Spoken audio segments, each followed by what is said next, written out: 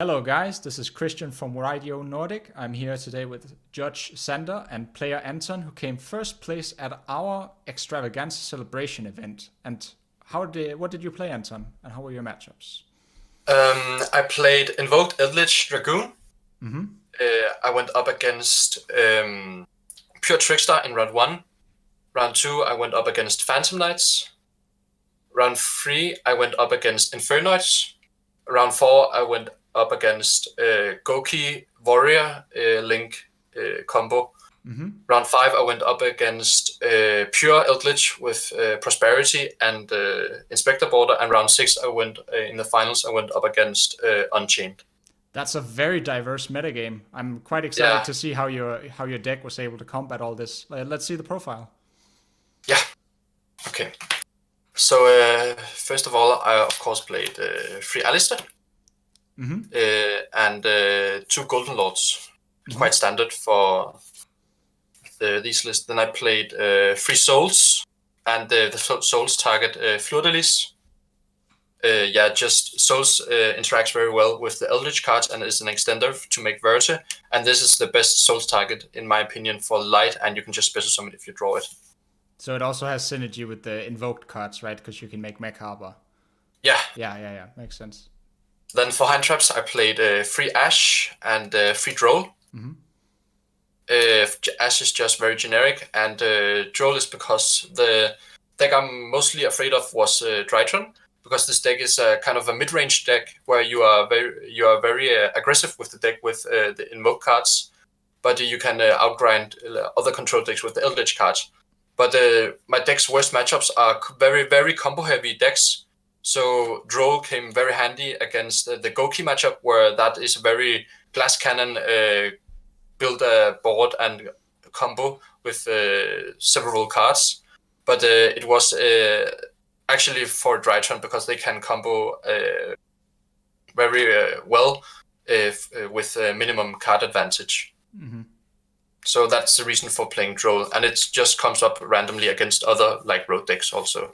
Did you feel Ash was impactful enough to justify in the main deck? I suppose in a mid-range deck it makes sense, but... Yeah, because I just feel like it's never bad, it's always good. So if you draw it, it's never where Droll, if you draw it against something like Sue, Eldlich, or random things, then it's dead. But Ash is never dead, it's always a good card. So the generality sort of beats the power of the specificity. Yeah, I think my deck has a lot of power plays, so I wanted a hand trap that was just generically good in every situation to combat that. Yeah, very, very common theme for mid-range.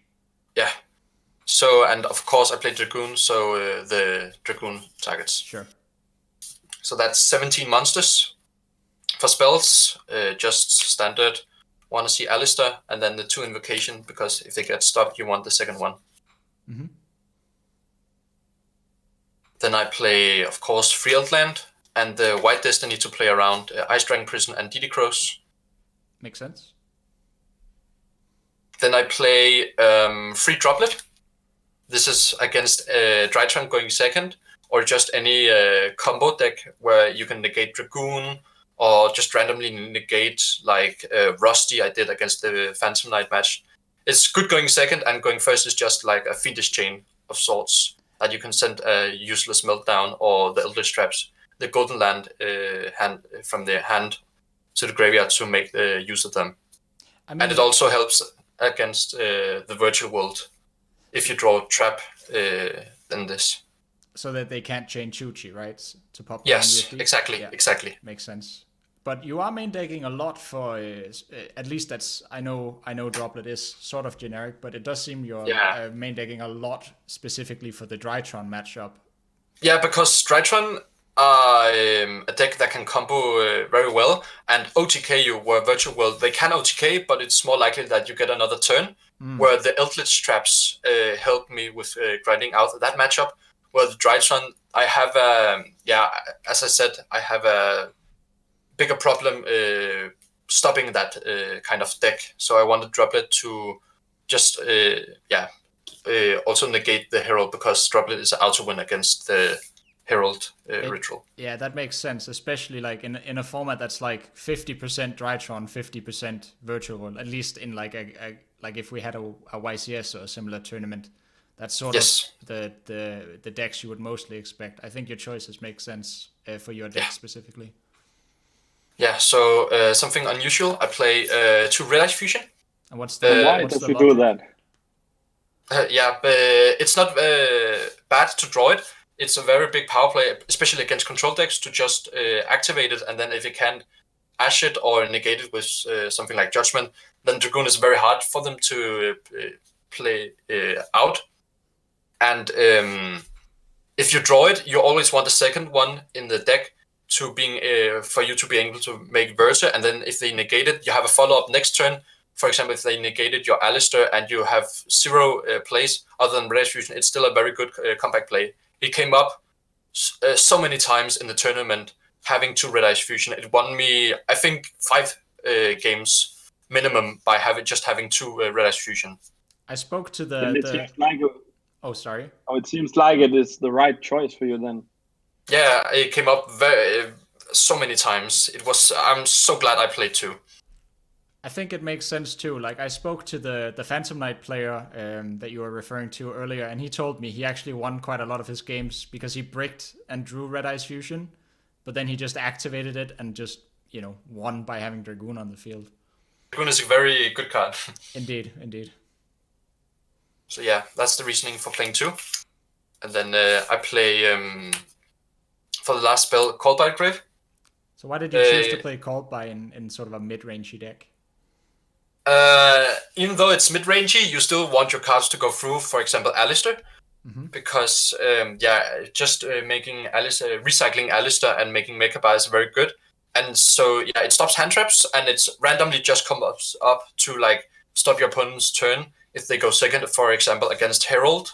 If the combo board makes them, you can just negate Herald, or against Eldlich, which is also a very popular deck.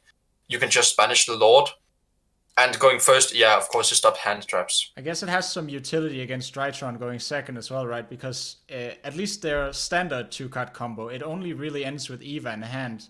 So unless you can stop that then. Exactly, because if they don't have another fairy to pitch for negating your Called by, then they might just be out of fairies. And this is also insane against Drytron going first, going because first you can is just crazy, hit it either the Alpha or the Ben 10, so they can't search anymore. Yeah, it's like a pseudo droll in that case. Yeah. Then that was 16 spells. For traps, I played, of course, the 3 Sanguine, the 3 Conquistador, the 2 Haquero, and then 2 Torrential Tribute.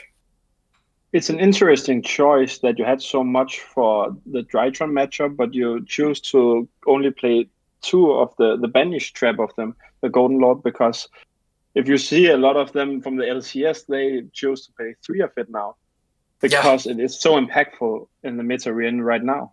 Why did you choose only to play 2? I wanted to play a lot of spells and traps that synergizes with souls, but in testing, I found out that drawing too many of them is quite bricky, where if you just draw these 2 together, then you're most likely just setting 2 and passing, and that's not very good. So I wanted to have, in testing, I wanted to have 8 Eldlich traps in total, and I found Conquistador being better overall, where Haquero, I thought that I had enough cards in main deck and side deck to win against Drytron, so I just thought that Haquero wasn't necessary at 3. And the Torrential Tributes, how did they perform? I only drew them twice the entire tournament, but they won me the games. I activated them. It was just good because my standard board is Dragoon and Mechabar, and it doesn't really do anything against Eldlich traps, because either you send Lord to the grave and that's fine, or you send the Golden Lance and that's also fine. And most of the time you use the Mechabar before you use Torrential.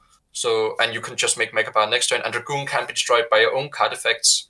So Dragoon stays on the board, so it's good going first, and going second you can also just bait out some things, or if they try to go for the OTK, you can punish them.